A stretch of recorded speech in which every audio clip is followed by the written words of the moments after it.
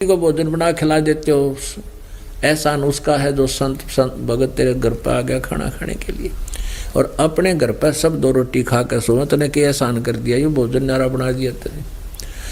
और ये अभिमान तेरे अंदर है ना, ये तेरे बाधा बन गया इस क्रिया का। और माफी मांग इस महापुरुष से, चरणों में गिर जा, इसके चरण धो के पी ले जाते ना, अपना यो यज्ञ सफल करवाना है।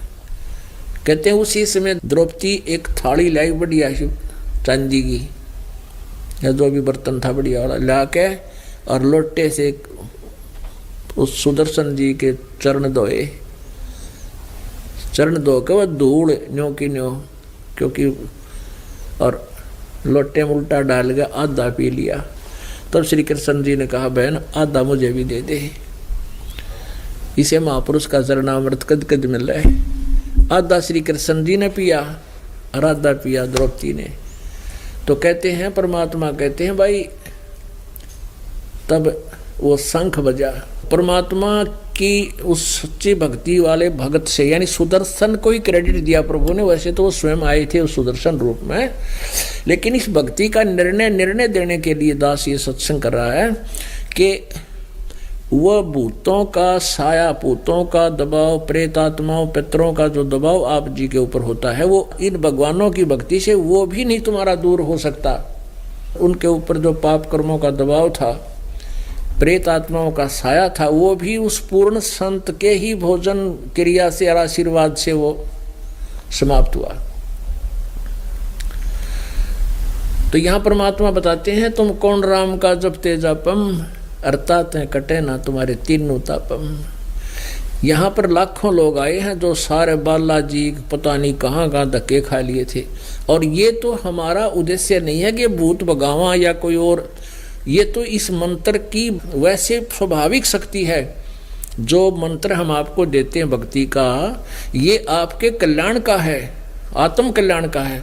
आत्म कल्याण का है तो आत्मा के ऊपर जो भी किसी प्रकार का दबाव है उसको खत्म ही करना इसका स्वभाव है। चाहे किसी ने शराब दे रखा हो, चाहे कोई प्रेत आत्मा, चाहे कोई पितर, कोई देवरुष्ट हो, कुछ भी हो तुम्हारे ऊपर, उस सब अल को हटाएगा, सब उस रोग को समाप्त करता है ये मंत्र ऐटोमेटिकली। हम कोई जाड़ा नहीं बताते, ना कोई जंतर मंत्र करते, केवल इस भक्ति का यो साधना बताते हैं जिससे आपका ये सब 3 ताप भी नष्ट हो जाते हैं, ये कबीर परमेश्वर की भक्ति से।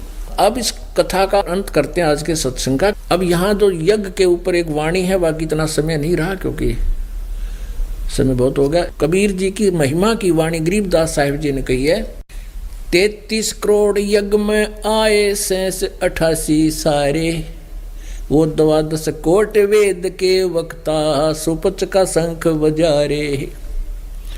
33 करोड़ देवता, 88,000 ऋषि, और ये 12 करोड़ ब्राह्मण जो वेद को कंठस्थ याद किए हुए फिरते थे।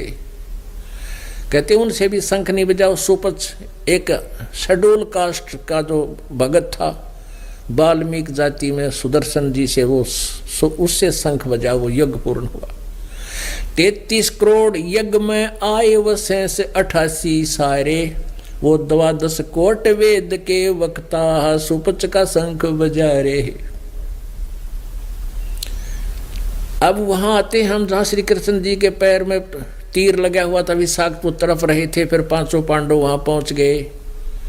तब श्री कृष्ण जी ने कहा कि 5 पांडव तुम मेरे प्रिय हो और मेरे अंतिम वचन सुन लो। तुम 5 के 5 पहले तो यहाँ जितने भी सब यादव नष्ट हो गए, इनका अंतिम संस्कार कर दो, यानी फूक फाक दो इन लाशों को। उसके बाद इनको सबको ले जाना, यहाँ पर जितनी भी स्त्रियां हैं नहीं, यहाँ पर यहाँ आसपास के लोग इनकी बेइज्जती करेंगे, तुम इनको साथ ले जाना, वहाँ रख लेना। और फिर बताया कि तुम 5 के तुम सभी पांडव यहाँ से राज्य को त्याग के और हिमालय में जाके अपना जीवन अंत कर दो, वहाँ तप करके मर जाओ, खत्म हो जाओ, क्योंकि तुम्हारे ऊपर बहुत पाप का दबाव है। तुमने महाभारत में जो युद्ध किया था, इसलिए तुम राज त्याग के हिमालय में तप करके अपने पाप का नाश कर जाना। अब वहां अर्जुन बोला भगवान आप वैसे आज ऐसी स्थिति में है कि मुझे कुछ बोलना, आपसे विवाद नहीं करना चाहिए, लेकिन प्रभु अगर मैं आज आपसे कुछ प्रश्न शंका समाधान नहीं करूँगा तो मेरी मौत भी चैन से नहीं होगी।